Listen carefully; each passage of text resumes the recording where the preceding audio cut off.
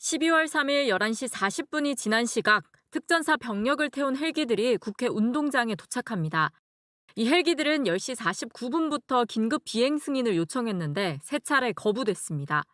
결국 40분이 지난 후에야 비행이 승인됐고 계엄군의 국회 출동도 그만큼 늦어졌습니다. 이 판단을 내린 김문상 전 수방사 작전처장은 오늘 처음으로 박안수 육군참모총장과 이진우 전 수방사령관의 재판에 나왔습니다. 비행 목적이 불분명해 세 차례 보류했다며 그런데도 계속 요청이 들어와 합참에 문의했고 합참이 관련 없다고 해 육군본부로 다시 문의했다고 증언했습니다.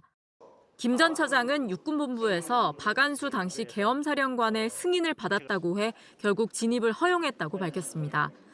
목적이 불분명한 상태에서 헬기가 서울공역에 들어오면 안 된다는 생각이었다며 목적을 모르는 상태에서 승인해 줄 수 없어 합참, 육본 문의 등 모든 방법을 다 쓴 것이라고도 했습니다. 다만 박안수 사령관 측은 당시 헬기가 어디로 가는지 등 자세한 상황을 보고받지는 못했다는 취지로 주장했습니다. 김 대령이 헬기 진입을 보류시킨 약 40분간 시민들은 국회로 모였고 진입을 막는 군경과 대치했습니다.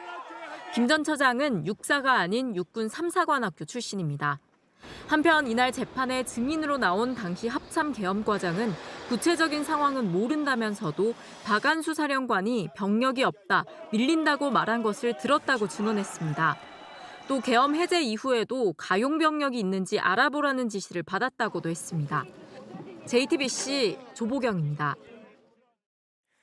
김영기 대대장을 비롯한 현장 지휘관들은 계엄 당일 지시를 따르지 않으며 항명죄로 처벌받을 위험도 감수했습니다.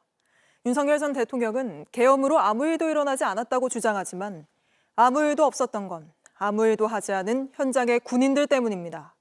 이렇게 장관의 지시도 또 장성의 지시도 거부하며 상황이 나빠지는 걸 막아낸 데에는 육사 출신이 아닌 군인들의 역할이 컸습니다. 이어서 김혜리 기자입니다. 비상계엄 선포 직후인 지난해 12월 3일 밤 10시 28분 김용현 전 국방부 장관은 전군 주요 지휘관 회의를 열었습니다. 전군은 장관이 지휘한다며 명령에 따르지 않으면 항명죄로 처벌한다고 압박했습니다.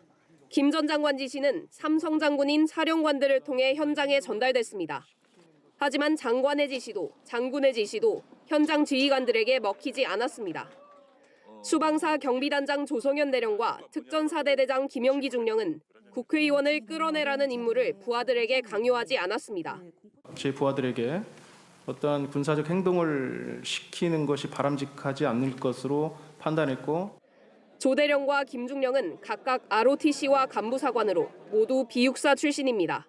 계엄군 헬기의 서울 진입을 지연시킨 김문상 전 수방사 작전처장도 비육사 출신입니다.